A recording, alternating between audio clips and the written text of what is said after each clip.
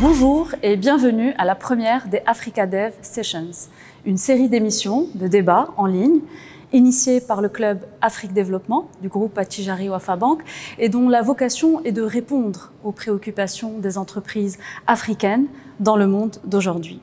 Je suis heureuse de vous retrouver sous cette nouvelle forme d'interaction après plusieurs mois où, il est vrai, nous avons pris le temps.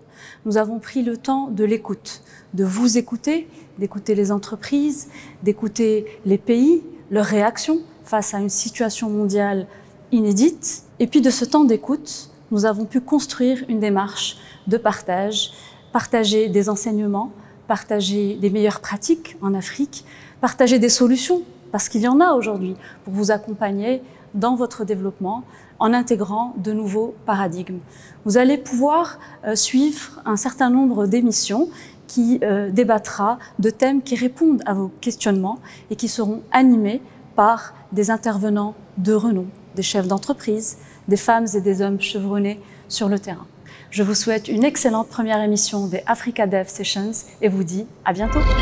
Bienvenue à vous dans la première Africa Dev Session. Je suis ravie de vous accueillir pour cette discussion. Nous allons pendant 45 minutes échanger sur l'actualité, c'est-à-dire évidemment sur l'épidémie Covid-19 qui ravage la planète, mais surtout qui perturbe considérablement nos économies. Et c'est le sujet de la discussion au-delà du drame sanitaire.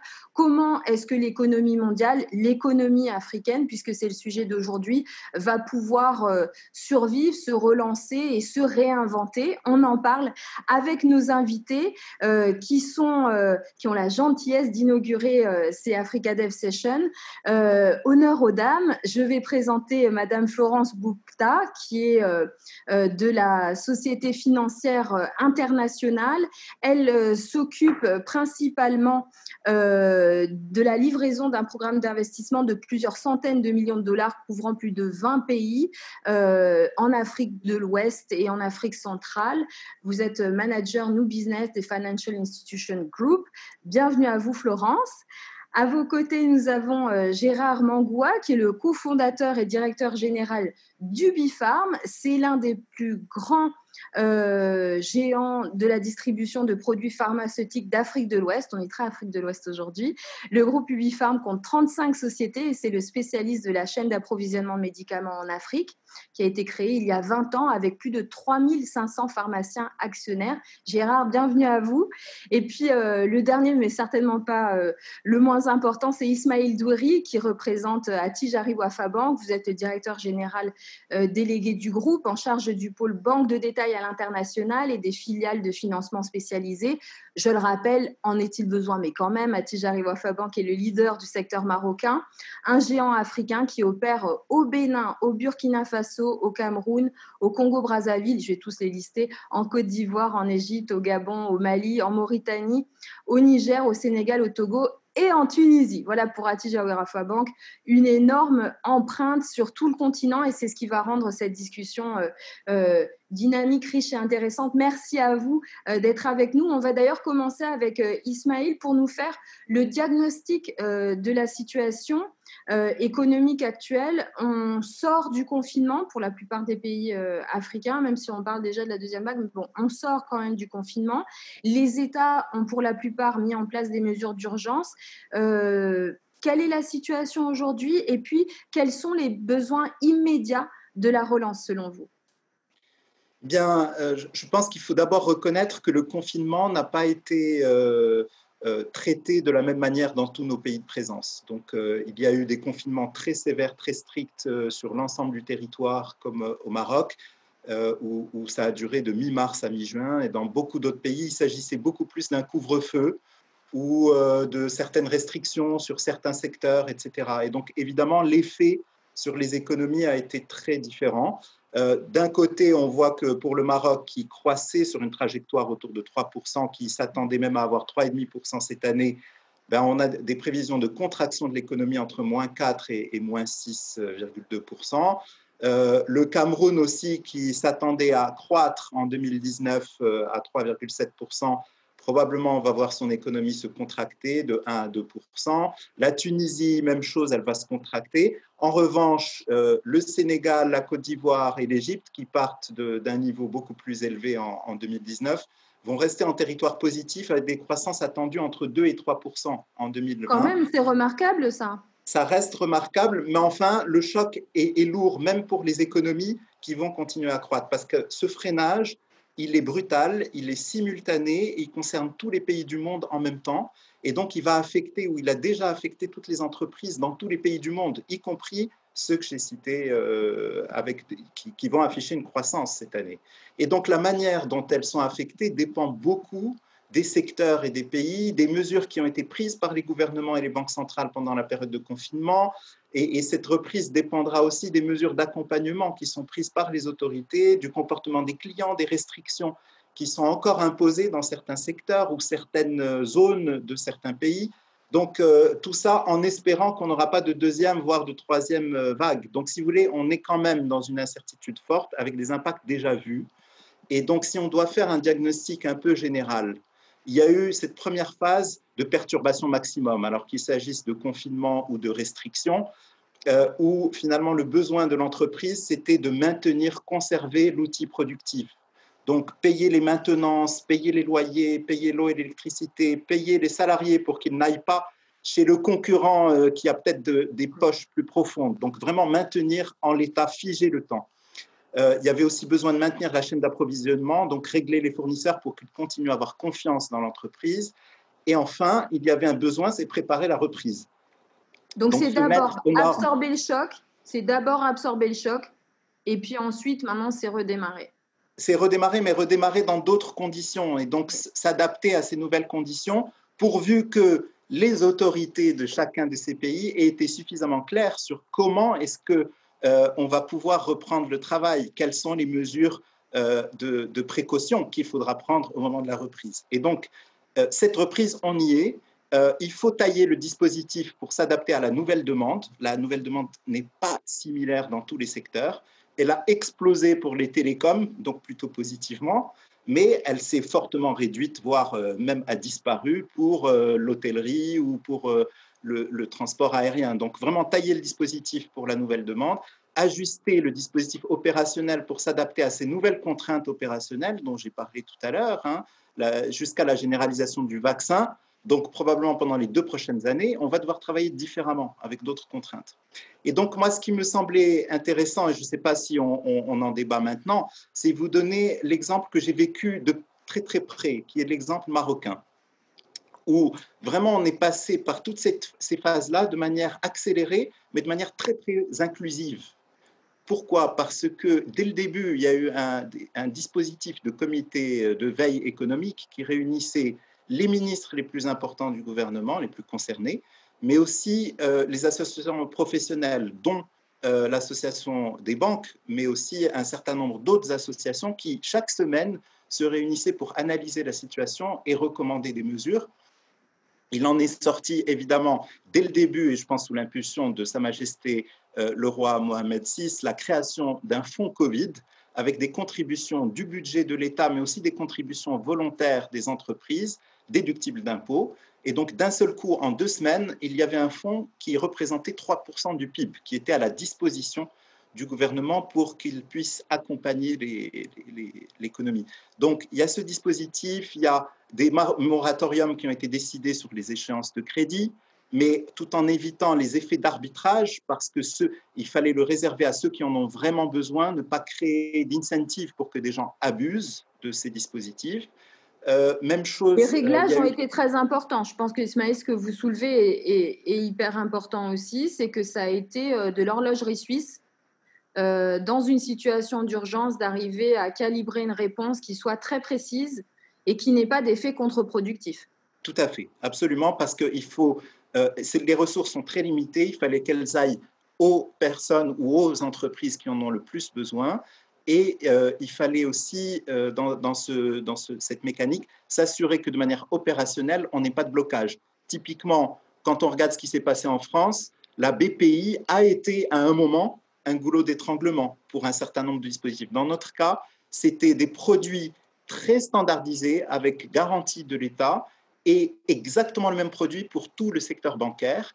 Comme ça, la concurrence s'est faite réellement sur l'efficacité opérationnelle. Ceux qui allaient prendre le maximum de parts de marché, c'était ceux qui allaient faire le dispositif le plus simple, le plus rapide et le plus transparent pour les clients. Et donc, il y a eu 2 produits phares qui ont été créés. Un produit qui s'appelle Oxygène, Daman, ça veut dire garantie, Oxygène, pour le fonds de roulement et les dépenses pendant cette phase 1, et ensuite transformable pour les entreprises qui ne sont pas capables de le rembourser avant la fin de l'année, transformable en crédit à moyen terme à 5 ans, et la garantie de l'État était de 95% sur ces crédits. Et ensuite, un deuxième produit qui est maintenant en cours de déploiement, il a commencé à partir du mois de juillet, qui s'appelle Daman Relance. Et celui-là, c'est un crédit à long terme pour le redémarrage, c'est un crédit à 7 ans, avec 200 points de base de marge, donc même le tarif est unique pour les clients. Et il est garanti entre 80 et 100% par l'État en fonction de la taille de l'entreprise, de son secteur, etc. Et l'objectif, finalement, c'est de réinjecter dans l'économie 82 milliards de dirhams de crédit garanti. Donc, à peu près 9%. En dollars, pour qu'on ait une idée? C'est 8 milliards d'euros. Et donc, c'est pratiquement 9% du total crédit qui existait sur le marché à fin 2019. Donc, il y a eu ces mesures. Il y a eu énormément d'autres mesures d'accompagnement. Il y a eu des mesures monétaires avec créant vraiment une espèce de disponibilité de liquidité en dirhams quasi infinie, donc une multiplication par 5 ou 6 des collatéraux qui sont acceptés par la Banque centrale pour le refinancement des banques. Il y a eu aussi signal de la part de la Banque centrale qu'il n'y avait aucune limite aux demandes de devises par les banques commerciales pour ne pas qu'il y ait de panique de la part des entreprises qui pourraient anticiper un éventuel d'évaluation. Il y a eu tirage de la ligne de précaution et de liquidité auprès du FMI par la Banque centrale qui d'un seul coup a pris 3 milliards d'euros par précaution, elle n'en avait pas besoin. Et il y a eu 2 baisses de taux, il y a eu des mesures fiscales, des mesures sociales, notamment des aides directes à 5,5 millions de foyers dans le secteur informel, qui était l'équivalent d'un demi-SMIC pour chacun de ces foyers pendant 3 mois. Merci beaucoup, Ismaël. Je me tourne vers Florence pour la Société financière internationale. On le voit, il y a eu des efforts au niveau national. Cette question des liquidités pour les marchés et les entreprises, ça a été évidemment l'urgence absolue. La SFI a déclenché, elle aussi, une réponse immédiate qui est, elle aussi, d'ailleurs, toujours en cours de déploiement. Il me semble que pour vous, c'est 8 milliards de dollars. Est-ce que vous pouvez nous en parler ? Oui, tout à fait. Donc, merci beaucoup. Encore une fois, je suis enchantée d'être sur ce forum, très intéressant. Donc, absolument. Donc, ce que M. Douery a dit est tout à fait vrai. Il a fallu de façon très rapide donner le signal au marché, à nos clients, mais aussi d'une façon générale aux pays qu'on couvre, essentiellement des pays d'Afrique qui n'ont peut-être pas justement les moyens de mettre autant que certains autres pays en termes de moyens d'intervention étatique et autres sur la réponse à la crise, de montrer que nous étions prêts. Donc les 8 milliards dont vous avez parlé font partie de ce que nous avons appelé un mécanisme vraiment de réponse phase 1, en accéléré, en priorité pour nos clients, mais pour que ces clients-là, puisque nos clients, particulièrement dans le secteur financier, ont des clients qu'eux-mêmes touchent, qu'ils touchent, donc pour pouvoir toucher ces clients également, pour les besoins, effectivement, de liquidité, de se maintenir en activité, comme disait M. Douery, de au moins figer la situation avant de voir. Et donc, en quoi ont consisté les 8 milliards ? Donc, quatre composantes. Une première composante, exactement, liquidité, working capital, fonds de roulement, pour les banques, pour que ces banques puissent les proposer à leurs clients. Donc, vous irriguez le secteur bancaire pour irriguer les entreprises. Pour irriguer les entreprises et particulièrement les petites entreprises qui en ont plus besoin, qui sont plus vulnérables. Oui. Donc, voilà. Deuxièmement, en ce qui concerne les échanges commerciaux, Vous savez que la crise, à travers tous les bouleversements qu'elle a amené, a également amené un grand bouleversement des échanges commerciaux entre les pays. Donc l'idée, c'était de fluidifier, de continuer à fluidifier ces échanges du mieux possible. Donc 2 autres milliards sont allés dans cette composante particulière.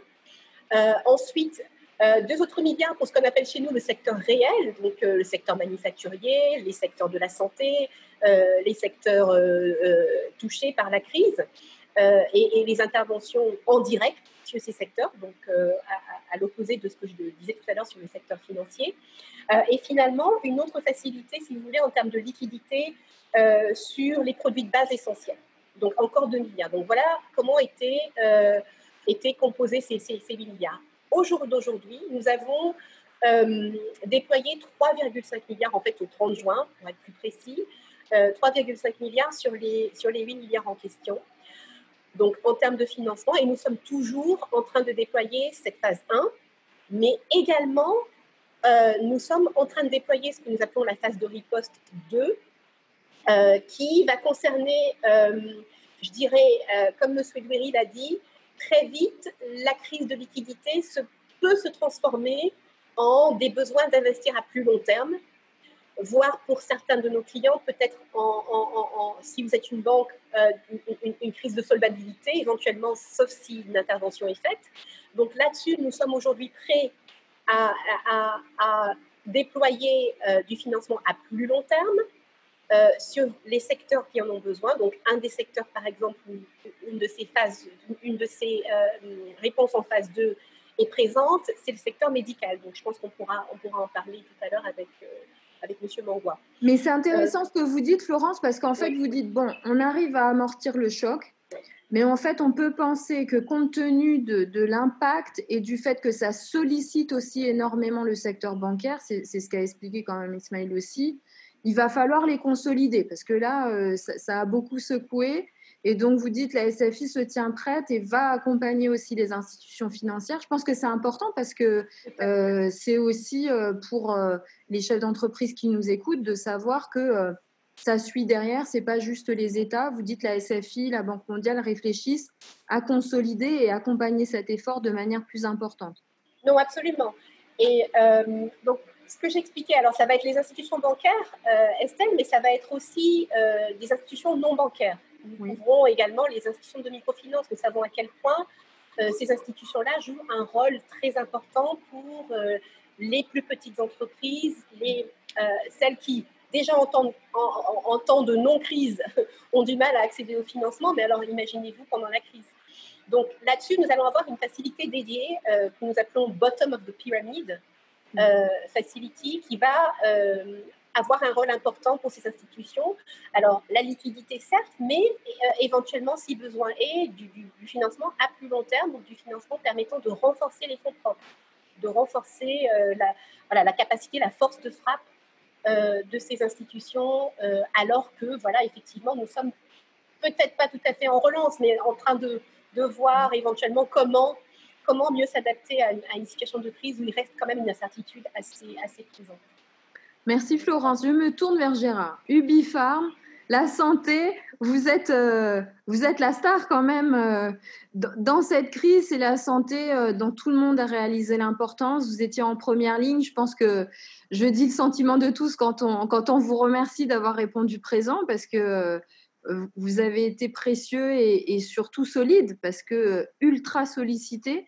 Ce qui, je pense, est très intéressant, c'est de comprendre comment vous, Ubifarm, avez pu faire face à cette crise, comment vous avez dû vous adapter dans un secteur, on l'a tous compris, vous le saviez, mais nous probablement pas, à quel point c'était mondialisé. Et donc très dépendant et très exposé aussi à l'interruption des chaînes logistiques, des chaînes d'approvisionnement qu'on a tous constatées. Vous pouvez nous en parler ? Avec plaisir. D'abord, merci de m'avoir invité. Je crois que c'est l'occasion, effectivement, d'apporter notre contribution à la lutte pendant cette situation extrêmement qui est unique, en fait, puisque notre mission et notre vocation, qui est d'assurer la disponibilité et l'accessibilité de produits pharmaceutiques aux officines pour le mettre à disposition de la population a été bien mise à mal dans cette période de turbulence. Heureusement pour nous, nous avons anticipé et nous avons prévu deux choses. D'abord que cette crise n'allait pas être de courte durée. Nous avons aussi pu constater qu'elle a commencé à des endroits précis, elle s'est propagée ensuite, et on a remarqué que en permanence, cette pandémie se déplaçait avec son lot de ses cortèges de malades. Et donc, nous avons eu le temps de renforcer les stocks parce que notre service est assis sur une qualité de stock. Nous avons, étant à peu près importateurs pour 80% des produits que nous consommons, nous avons en permanence 3 mois de stock, ce qui représente à peu près 150 millions d'euros de stock dans l'ensemble des pays où nous sommes présents, à savoir l'Afrique noire francophone, du côté zone, disons, occidentale et zone centrale. Nous sommes donc présents dans tous ces pays de l'Afrique noire francophone et nous avons des économies différentes dans ces deux zones d'ailleurs. Et donc, nous avons fait un phénomène uniforme, c'est-à-dire ceux qui avaient la possibilité de le faire l'ont fait, ceux qui ne l'avaient pas, nous les avons accompagnés, ce qui fait qu'on a renforcé ces stocks de plus de 50 millions d'euros à l'avance. C'est-à-dire les stocks étaient présents avant que la pandémie n'ait atteint l'Afrique noire francophone, puisque vous savez que ça a commencé plus au nord et que ça nous a rejoint maintenant. Et nous sommes aujourd'hui dans l'œil du cyclone, puisque c'est dans cette période-là où les cas de Covid se multiplient et s'accélèrent. Donc, si je vous entends, Gérard, vous avez profité de l'effet retard pour mieux vous préparer. C'est-à-dire que vous avez pu suivre sur le globe l'évolution, la manière dont la maladie commençait à se répandre, et vous avez profité de ce délai pour pouvoir vous préparer pour le continent. Absolument. Je dirais même, on l'avait un peu anticipé, puisque dès qu'on a eu les premiers signes de cette maladie, on savait qu'il allait y avoir des problèmes sur les transports. D'ailleurs, ça a été l'un des principaux handicaps. C'était d'abord le transport, puisque je vous ai dit, 80% des produits que nous distribuons viennent de l'extérieur. La moitié. Chine et Inde, si je suis. Non. D'abord, 50% d'Europe, 30% d'Asie, Chine et Inde, et 20% d'Afrique, dont d'ailleurs le Maroc est l'un des premiers pays africains qui nous fournit à peu près l'équivalent de 10% de nos besoins. Donc, non, ça vient de partout, mais il est évident que le cas de la Côte d'Ivoire, tout seul où je suis, ne fabrique que 10% de sa consommation. Donc, même quand les produits viennent d'Afrique, ils viennent d'autres pays africains. Vous voyez ? Donc, il y a vraiment un problème de transport. Et les deux transports utilisés dans notre métier, c'est le système maritime et le système aérien. Alors, celui qui a été le plus touché pendant la période jusqu'à maintenant, c'est le aérien, puisque à partir du mois de mars, nous n'avions plus d'avions pour transporter les médicaments. Or, ces produits qui viennent par avion, ce sont des produits généralement sensibles à la chaleur, mais aussi des produits qui suivent une chaîne de froid. Je veux parler des vaccins, qui sont indispensables. Tout à l'heure, j'ai entendu le mot vaccin. Nous n'avions pas d'avion et nous avons aussi des produits pour les traitements extrêmement rares, nouveaux, je dis chers, c'est-à-dire les cancers et les maladies orphelines, où là aussi, la chaîne de froid est indispensable. Donc, pour tous ces types de produits, il a fallu réfléchir comment y arriver. Donc, d'abord, se mettre en surstock, ça a été fait, c'était bien, mais ça ne suffit pas, parce qu'avec la maladie, on avait de plus en plus besoin de certains produits. Donc, on a imaginé d'utiliser le système de reefer, c'est-à-dire les containers qui sont maintenus à des températures dirigées. Vous avez des containers qui, aujourd'hui, de plus en plus d'ailleurs, nous avons commencé il y a 2-3 ans à faire voyager les médicaments dans des containers reefer pour maintenir de manière permanente, à partir du moment où le médicament est fabriqué à une température, je dirais, autour de 20-25 degrés, stocké dans nos bureaux d'achat à ces mêmes températures, il passait ensuite dans des containers qui voyageaient et pouvaient atteindre des pics, parce qu'on a mis des traceurs, qui pouvaient atteindre 40-45 degrés, donc choc thermique, et revenaient ensuite dans nos agences à des températures qui étaient autour de 25 degrés. Donc, pour éviter ces chocs, nous avons commencé à faire le travail suivant. C'est d'abord le transport. On a utilisé pratiquement aujourd'hui près de 80% des médicaments que nous distribuons passent dans des conteneurs reefer, c'est-à-dire des conteneurs qui sont à température dirigée autour de 25 degrés.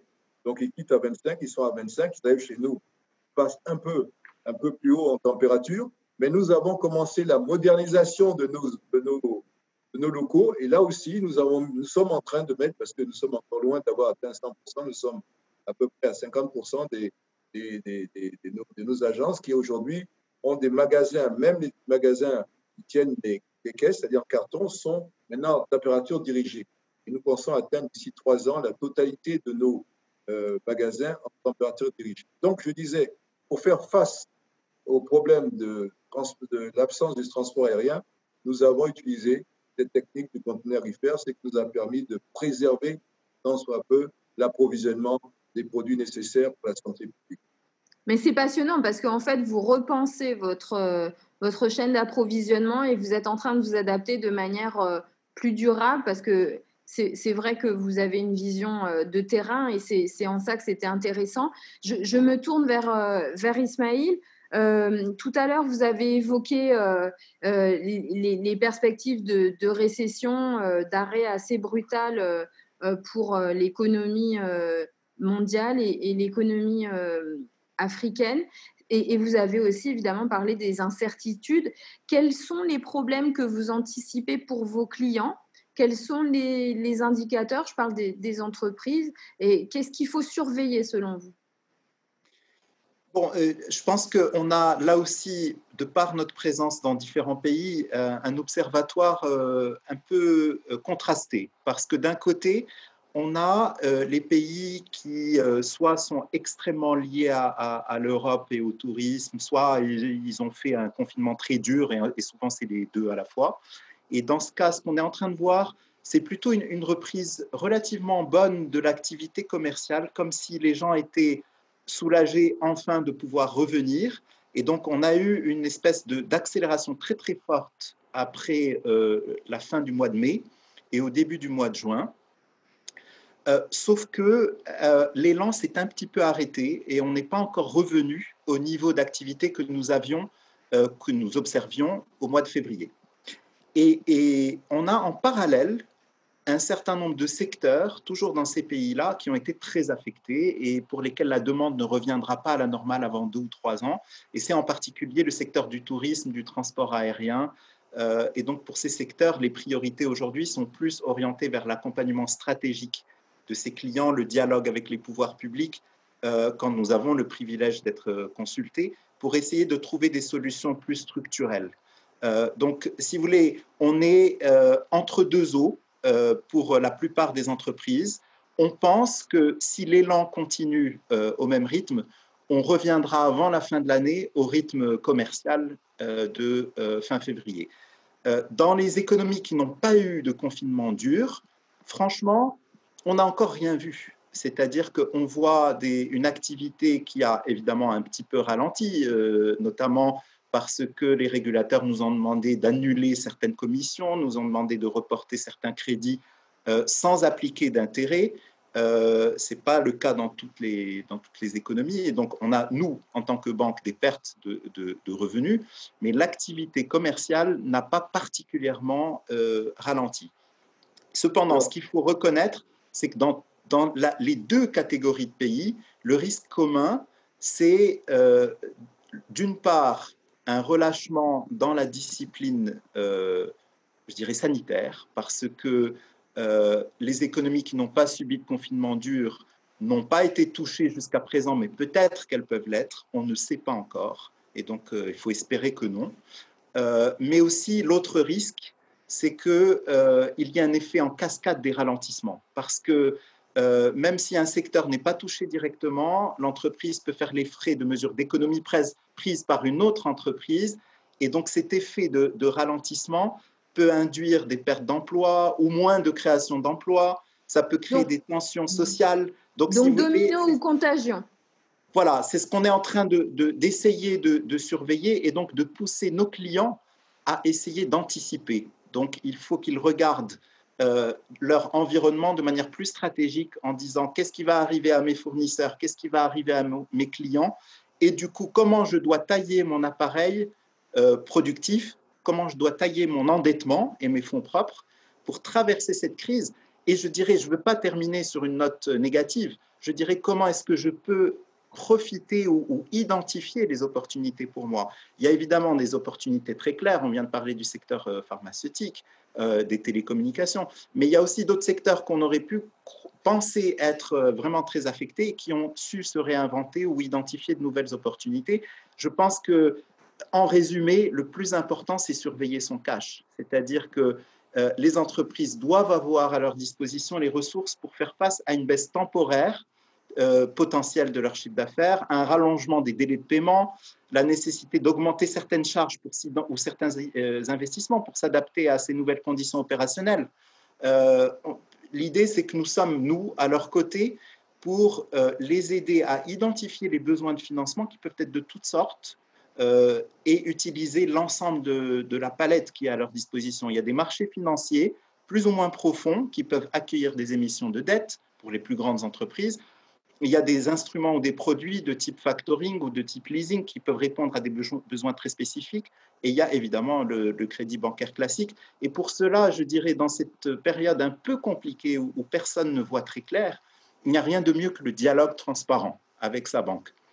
Donc nous avons pris l'initiative pendant la crise d'appeler un à un nos clients, de faire des visios, d'essayer de comprendre comment eux voyaient l'impact sur leur secteur, sur leur entreprise, et pour, je dirais, les aider à identifier les solutions qu'il leur fallait.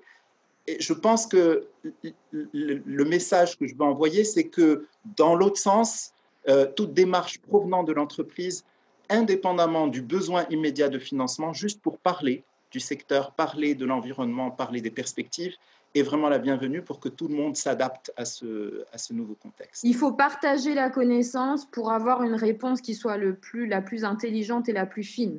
Exact. Et puis profiter finalement de cette expérience d'un groupe qui est présent dans plusieurs pays pour qu'on puisse collectivement tirer les leçons de chaque pays. Tout à l'heure, M. Mangoua a parlé de l'avantage finalement d'avoir eu une crise retardée. On a exactement la même chose au niveau d'un groupe régional, puisqu'on voit les crises se développer différemment et les solutions se dessiner en fonction, là aussi, des mesures d'accompagnement qui sont prises par les gouvernements ou les banques centrales. En tout cas, Ismaël, le message est passé. La porte d'Attijari Wafa est grande ouverte. Vous êtes à l'écoute. Et il faut échanger un maximum pour avancer collectivement. Je pense que ça, c'est un message très important. Florence, vous aviez commencé à parler des PME. Ismaël a évoqué les entreprises, mais un peu quelle que soit leur taille. Vous réfléchissez à la SFI à une réponse particulière pour les petites entreprises. Vous l'avez dit, elles sont fragiles, elles sont vulnérables. Qu'est-ce que vous avez dans vos tiroirs ou qu'est-ce que vous êtes en train de concocter pour elles ? Oui, très bien. Non, merci beaucoup. C'est fascinant ce dialogue. Je dirais deux choses. Alors, premièrement, il y a l'accès au financement. Mais comme l'a dit M. Guiri, ce qui est aussi tout aussi important, c'est comment se comporter en tant que PME, en tant qu'entreprise aujourd'hui, pendant la crise, cette vigilance qu'il faut avoir sur l'opérationnel. Et là, la SFI, nous voulons vraiment aider à faire les deux. Donc, en ce qui concerne, et je commencerai par le deuxième, comme ça j'embrayerai sur le financement par la suite. En ce qui concerne particulièrement ce que nous appelons chez nous l'assistance technique, ou ce qu'une banque appellerait peut-être des services non financiers. Nous sommes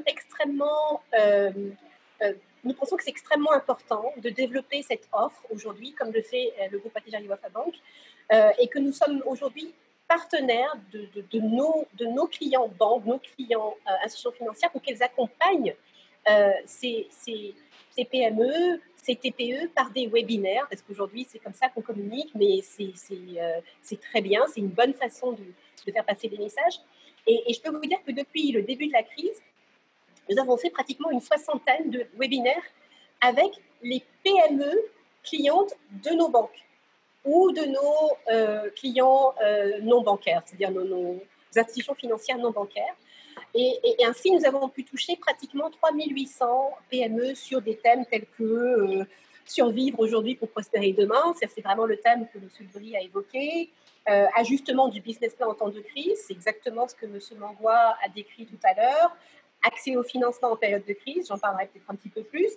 Communiquer en temps de crise, parce que, comme l'a dit M. Brie, il faut communiquer avec son banquier, il faut communiquer avec ses employés, il faut communiquer avec l'association, parce que oui, ensemble, on comprend mieux les problèmes auxquels on fait face, communiquer éventuellement avec le régulateur ou l'institution externe qui, quelque part, régule la manière dont notre business fonctionne, le gouvernement. Donc, communiquer en temps de crise, c'est également très important, même si on est tout petit ou certainement si on est une grande entreprise. Donc, ce rôle-là, nous avons souhaité le jouer et nous continuons à le jouer à travers des webinaires. Et je vous ai donné les résultats tout à l'heure. Les résultats d'ailleurs dont j'ai parlé, c'est en Afrique subsaharienne. En ce qui concerne le financement, donc déjà, notre vocation en tant qu'institution financière qui travaille à peu près à 50% de notre portefeuille sur le secteur financier, c'est de toucher les plus petits, c'est de toucher les plus vulnérables, puisque nous faisons aussi, comme vous le savez, du financement en direct sur l'infrastructure, sur les domaines du manufacturier, etc. Mais lorsque nous travaillons à travers les banques, notre objectif, c'est vraiment de toucher the unbanked or the underbanked, si je puis m'exprimer un petit peu en franglais. Et donc, pour ces PME-là, alors nous avons quelques secteurs sur lesquels nous mettons un accent particulier pour plusieurs raisons. Si vous prenez le secteur médical, la raison est évidente aujourd'hui. Il faut construire une résilience plus importante de ces secteurs. Il faut, pour les grands ou comme les petits, dans le domaine du secteur médical, il faut s'armer pour mieux aider nos pays. Alors, certains d'entre eux, oui, moins affectés peut-être, mais qui doivent continuer à être prêts. Donc, si vous pensez par exemple à l'équipement médical, qui est un gros problème, beaucoup de même nos cliniques, nos petits laboratoires sont sous-équipés. Nous avons aujourd'hui une facilité qui a vocation d'être de 200 millions de dollars, à déployer avec des équipementiers dans le domaine de l'équipement médical mondial qui nous accompagnent pour aider à financer ces PME qui souhaiteraient s'équiper et qui souhaiteraient avoir un accompagnement bancaire pour le faire. Donc ça, c'est une facilité que nous mettons en place aujourd'hui et nous avons deux équipementiers avec lesquels nous travaillons et quelques banques que nous sommes en train d'apporter dans la facilité. Un autre domaine très important pour nous, c'est le domaine de l'agriculture, où il y a énormément de PME très actives dans le domaine qui ont subi tous les bouleversements dont on a parlé dans leur secteur, dans leur chaîne de valeur, etc. Mais qui doivent aujourd'hui faire partie de la reprise, voire même faire partie de la construction du mieux, de la construction d'un futur qui est plus résilient, qui résiste mieux éventuellement à ce que le lendemain pourrait nous réserver.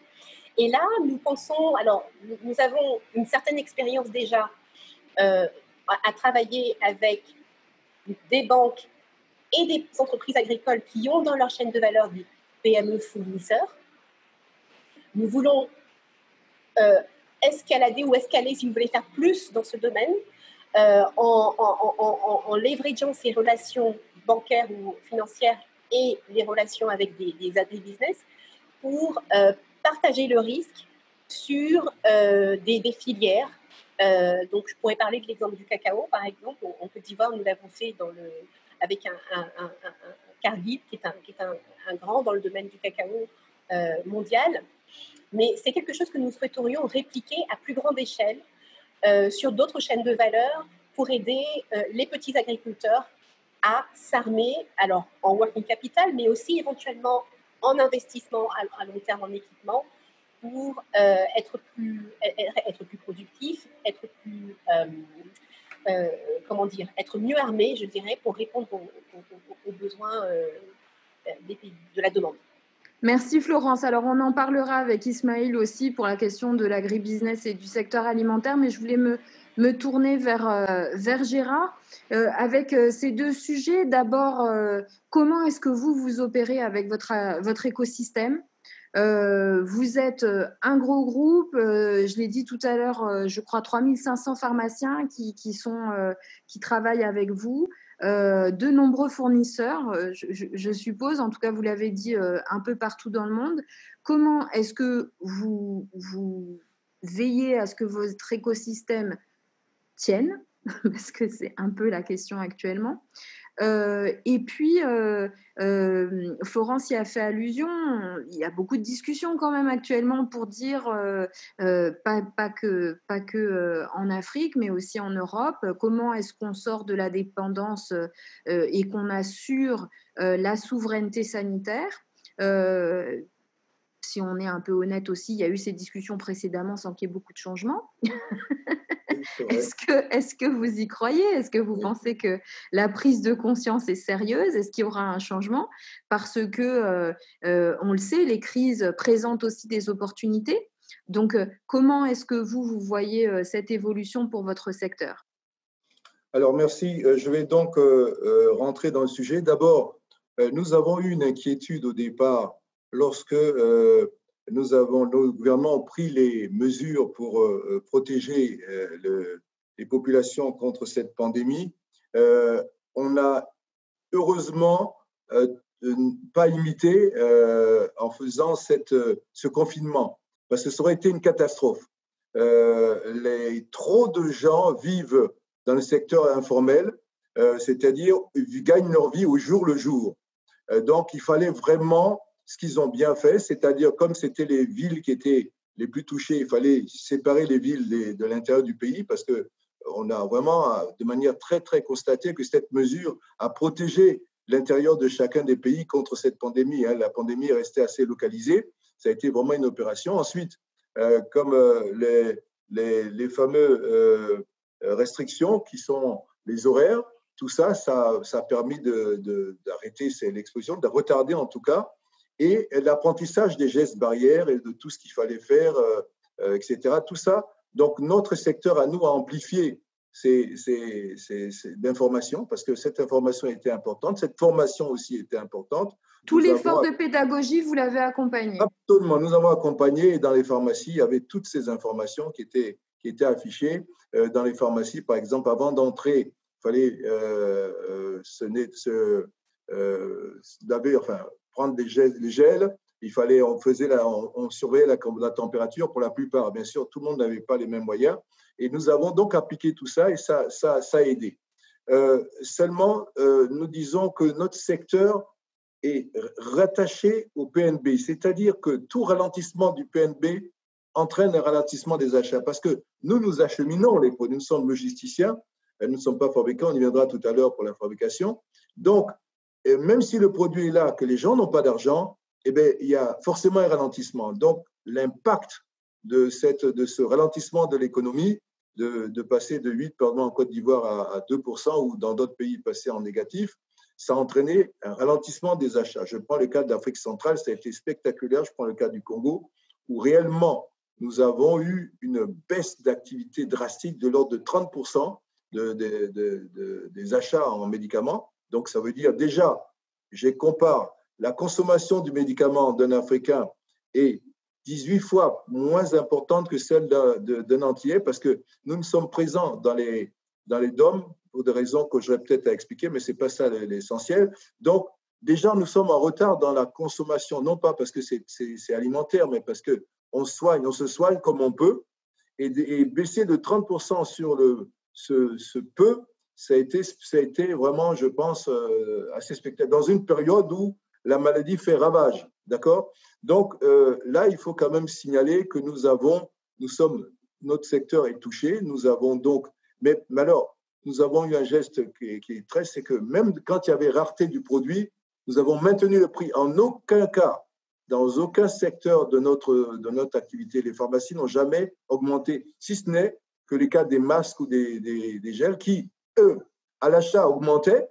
Donc, on ne pouvait pas maintenir les prix puisque c'était souvent des secteurs qui étaient des produits qui étaient importés par des acheteurs autres que les nôtres, parce qu'à un moment donné, il y a eu fermeture partout et les gens se débrouillaient pour avoir ces produits.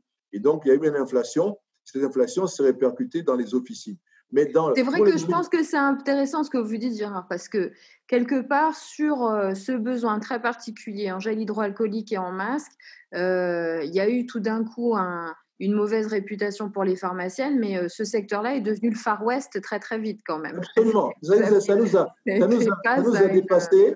Et c'est là où on n'a pas pu anticiper, parce que malheureusement, oui, la France nous a fait croire, enfin, on n'aurait pas dû l'écouter, mais on nous a dit que ça ne sert à rien les masques. Bon, et effectivement, on n'a pas anticipé ça. On a anticipé tout ce qu'il fallait pour les vitamines, les produits, les médicaments, même sur les produits contestés comme la chloroquine, on a fait ce qu'il fallait. Mais sur les masques et sur les gels, bon, il y a une fabrication locale, heureusement, mais la demande était tellement forte que les prix ont flambé. Et dans ces cas-là, on ne maîtrise plus rien.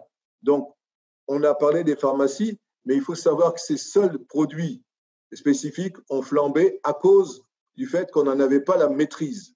D'accord ? Et donc, ce qui est intéressant, c'est que vous dites, pour le coup, la patientèle a diminué sa consommation de médicaments par ailleurs. Et oui, donc, absolument.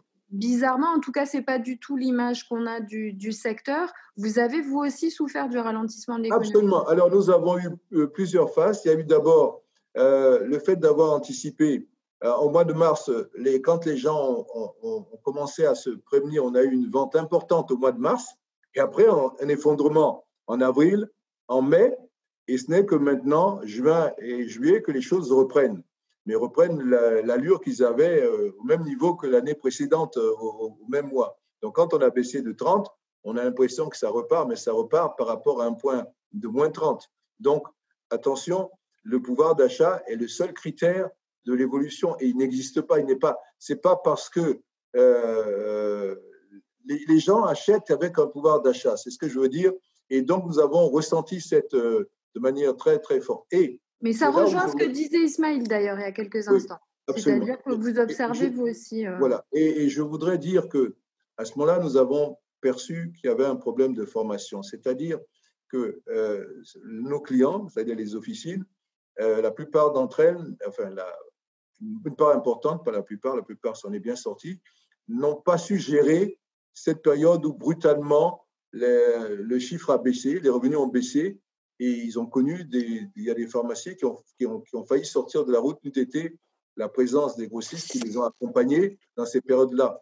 Parce qu'ils n'ont pas bénéficié d'accompagnement au niveau des banques et autres. Ils se sont retrouvés exclus.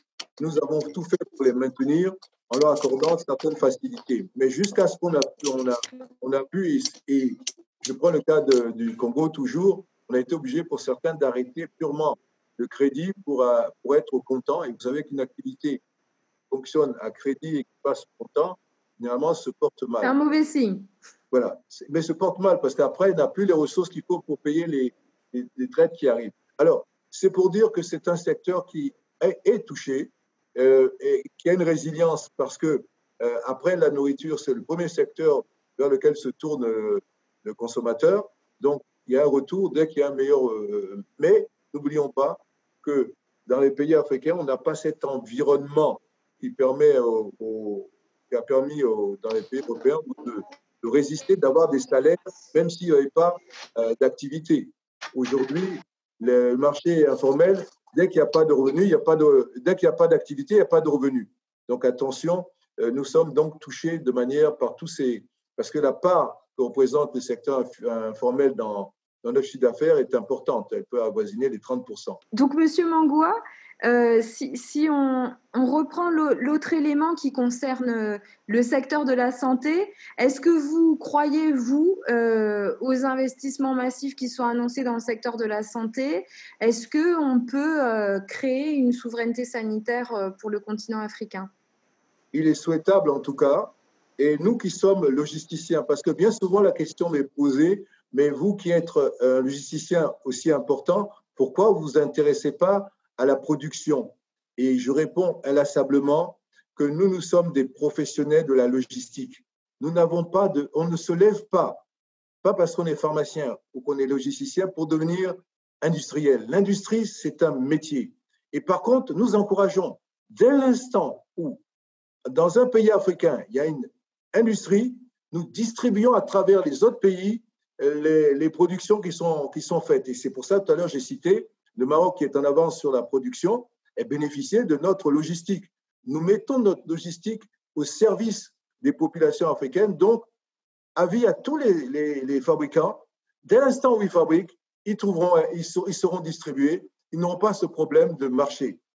Et en plus, notre secteur, nous avons 3 métiers, logisticien, et nous avons aussi le métier de promotion, c'est-à-dire nous offrons des services de promotion, c'est faire connaître les produits dans les pays où nous sommes présents, et éventuellement, lorsque c'est nécessaire, nous faisons établir des produits qui sont orphelins, nous les faisons fabriquer pour que nous ayons des produits à présenter à nos populations. Donc, on a ces 3 métiers. Mais je crois à la production à condition que ce soit des gens de métier. Celui qui veut faire l'industrie doit se former. On ne doit pas se lever parce qu'on a été officinal ou parce qu'on on a un diplôme et on devient industriel. Il faut passer par une expérience importante de plusieurs années dans l'industrie avant de pouvoir fonder cette industrie. Et donc, nous sommes là pour distribuer. Donc, tous les amateurs de la production, et nous sommes là pour les encourager, ils trouveront un outil de distribution de leurs produits. Donc, le Yaka Faucon, non, mais l'esprit d'entreprise, oui, avec Absolument. du sérieux pour quelque chose d'aussi important. Nous sommes tout à fait prêts parce que c'est notre vocation. Et nous sommes, tous ceux qui fabriquent en Afrique savent qu'ils ont utilisé, d'ailleurs, excusez-moi, nous sommes allés très loin. Des industries décentes qui avaient besoin de trésorerie, on est arrivé à passer des commandes à l'avance, payer ces commandes pour qu'ils puissent acheter leurs matières premières pour nous livrer. Et là, ça c'est au coup par coup. Bien sûr, on ne peut pas fonder notre activité sur le financement de l'industrie. Par contre, dès l'instant où vous avez des produits finis, là, vous avez la certitude de pouvoir distribuer et même de pouvoir être promu. Le marché existe et vous faites votre part, mais il faut que chacun fasse la sienne. Je rappelle tout d'abord que même si on devait monter des usines, je prends le cas du Maroc toujours, qui est un bon exemple. La majorité de ces produits vient de Chine, les matières premières, etc. Ce n'est pas l'industrie marocaine qui fabrique les matières premières qui rentrent dans la composition des médicaments. De toute façon, l'industrie européenne, on leur a dit, aujourd'hui, vous allez vous mettre à fabriquer le produit le plus vendu, le Doliprane, enfin, comment il s'appelle en principe actif. Vous voulez fabriquer ce produit. Merci, madame. Heureusement qu'il y a des pharmaciens. Donc, vous allez mettre en place du paracétamol. Mais où est-ce qu'il est fabriqué? Aujourd'hui, 80% des produits rentrant dans la composition de médicaments sont fabriqués en Chine. 70% des produits vendus à travers le monde, à part le Maroc, mais en tout cas en Europe, sont fabriqués en Inde. Et avec la mention, je ne dirais pas le nom pour ne pas faire la publicité, du laboratoire qui fait fabriquer. Donc aujourd'hui, la mondialisation dans le médicament y est. Donc si on veut une certaine autonomie, il faut la faire régionale. Il faut que le marché soit suffisamment important pour que nous puissions d'abord importer la matière première pour fabriquer le produit, mais le jour où il y a une crise, qu'on ne peut pas transporter les matières premières, on sera dans la même situation que quand on ne peut pas importer le médicament. Donc attention, soyons bien conscients que la fabrication, c'est un métier, que la fabrication, on a besoin des matières premières et que ces matières premières, à la date d'aujourd'hui, sont localisées dans les pays asiatiques. Alors commençons par délocaliser ça. Monsieur Mangoua. Comment? Ce sera votre dernier mot, Monsieur Mangoua. Je vais donner encore la parole à Florence et puis Ismaël pour conclure. Florence, cette question de ce qu'a abordé Monsieur Mangoua, Gérard, est très juste. C'est-à-dire que la mondialisation, on n'en sort pas. On la repense peut-être, mais on n'en sort pas. Et cette question du commerce international, c'est un des axes sur lesquels la SFI travaille. Ah oui, tout à fait. Non, c'est intéressant, cette discussion qui va entre souveraineté et échanges internationaux et globalisation et nationalisation. c'est un sujet assez brûlant et évidemment, toutes les crises amènent à repenser différemment. Je dirais que, voilà, c'est important pour certains secteurs, pour certains types d'activités, pour certains types de pays, parce que chaque pays a une position, si vous voulez, j'allais dire géographique, qui soit prête, se prête ou se prête pas à ce contexte de globalisation, d'y penser pas de façon uniforme, mais de façon contextuelle, mais de s'assurer effectivement que en tout cas sur les secteurs sur lesquels c'est important, alors ça peut être une décision gouvernementale, ça peut être l'initiative entrepreneuriale, que effectivement nous puissions, en tout cas nous en tant qu'institution internationale, se positionner pour accompagner la compétence là où elle a besoin d'être accompagnée, et pour éventuellement les politiques qui doivent aller avec. Alors là, je parle plus pas seulement de la SFI, mais du groupe de la Banque mondiale et du travail qu'on pourrait faire éventuellement pour, je dirais, accompagner les pays dans ces réflexions-là. Mais alors, si vous parlez, nous, si vous voulez, stricto sensu du rôle qu'on joue aujourd'hui dans les échanges internationaux, nous pensons que c'est crucial. Nous pensons qu'aujourd'hui, c'est grâce à ces échanges, grâce à la continuité et à la fluidification des échanges commerciaux qu'en partie la résilience à la crise a été là et continuera d'être là. Et donc, nous mettons, nous, les moyens nécessaires, en tout cas qu'on pense nécessaires, à la continuité de ces échanges. Mais nous sommes présents, en tout cas, que ce soit, comme je l'ai expliqué, au niveau, je dirais, de l'accompagnement, à la fois en macro, mais pas côté AFC, côté plutôt Banque mondiale éventuellement, mais micro à l'accompagnement de l'entrepreneuriat, dans la mesure où nous pouvons accompagner ces initiatives qui peuvent conduire à cette résilience, à cette force des entrepreneurs locaux ou régionaux, des champions locaux ou régionaux. C'est définitivement quelque chose que nous souhaitons accompagner en Afrique subsaharienne, mais dans les pays émergents d'une façon générale. Donc voilà, merci beaucoup, Florence. Ce sera votre mot. Je passe la parole à Ismaël Doury parce que, en effet, pour Attijari Wafa Bank, c'est aider les entreprises à rester compétitives dans la mondialisation. C'est accompagner vos partenaires pour leur permettre de soutenir le choc, mais de aussi se construire dans un monde qui change. Vous voulez nous en parler ? Oui, bien sûr. Alors, par exemple, pour rester sur ce thème qui est cette notion d'indépendance ou d'autonomie, etc., on peut parler un petit peu du sujet sécurité alimentaire, de la même manière que les gouvernements réalisent l'importance d'avoir des médicaments à leur disposition. Ils réalisent aussi que c'est très important d'assurer la sécurité alimentaire des populations.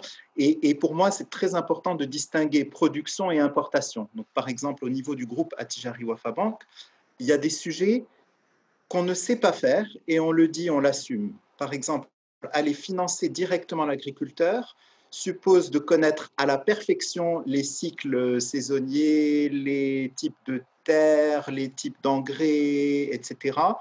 Et ça, souvent, on ne sait pas faire. En revanche, être sûr que dans la chaîne globale du producteur jusqu'à la distribution, ou la transformation puis la distribution, il y ait des financements, il y ait des accompagnements, ça, oui, on sait faire. De la même manière, tout ce qui n'est pas produit sur place, et c'est quand même une grande majorité des produits alimentaires, même de base, dans beaucoup de pays de présence, eh bien, il est essentiel que nous soyons là pour les importateurs et donc que nous ayons les bonnes relations qu'il faut avec les bonnes banques internationales pour pouvoir faire les paiements. Si vous voulez, il y a une affaire, c'est un peu comme dans les télécommunications, le secteur bancaire, il a besoin de correspondants et il a besoin de lignes et de confiance entre institutions financières mondiales et il a besoin de réglementations qui soient suffisamment souples, transparentes, claires pour permettre ce commerce international. Et donc, c'est là aussi qu'il faut une vigilance très, très grande pour qu'il y ait cohérence dans le dispositif. Il suffit, par exemple, de restreindre un petit peu la disponibilité de devises pour que des sujets extrêmement importants comme l'autosuffisance alimentaire, ou plutôt la sécurité alimentaire, c'est le mot que je cherchais, soient remises en cause. Pourquoi ? Parce que il faut en permanence que les importations se passent et que la confiance reste entre l'importateur, souvent isolé, très petit à l'échelle mondiale, et des grands géants mondiaux, que cette confiance soit maintenue.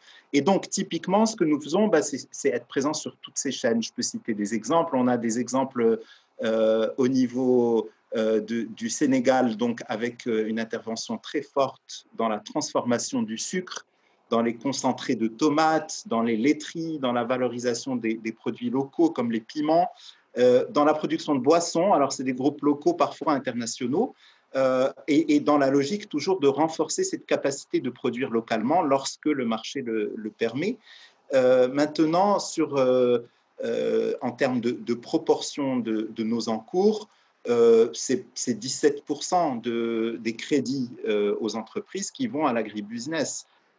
Mais une partie de ça va aussi au commerce donc de produits alimentaires sur lesquels on a une posture là encore relativement offensive. On cherche à augmenter, à développer la distribution moderne parce que souvent elle va apporter aussi des gains de productivité, des baisses de prix, des achats groupés, etc., en continuant à accompagner les très petites entreprises qui sont souvent dans le commerce. Mais si je dois citer un autre exemple, voilà un exemple de synergie avec le groupe SFI, Banque mondiale, mais aussi avec un géant de l'alimentaire, c'est le projet Doni Doni en Côte d'Ivoire. Alors, en malinké, ça veut dire petit à petit, on me dit. Et donc, l'idée, c'est que c'est un projet qui consiste à financer des coopératives agricoles par leasing pour leur permettre de s'équiper en camions pour sortir la production de cacao, de café, des plantations vers les magasins de Cargill. Et donc, on a Cargill qui va sélectionner et former les coopératives. Nous finançons. Et puis, la SFI partage le risque avec nous parce qu'elle est consciente du fait que nous ne connaissons pas très bien ce secteur, que nous voulons avoir un peu plus de sécurité par rapport à la prise de risque. Et donc, derrière, Cargill lui-même va prélever une partie des revenus sur la marchandise pour nous régler. Donc, on a un rôle de recouvrement, de pré-recouvrement, finalement, à la source, qui est fait par Cargill. Et d'un seul coup, on a touché une centaine de coopératives, plusieurs milliers de paysans, mais pas en direct.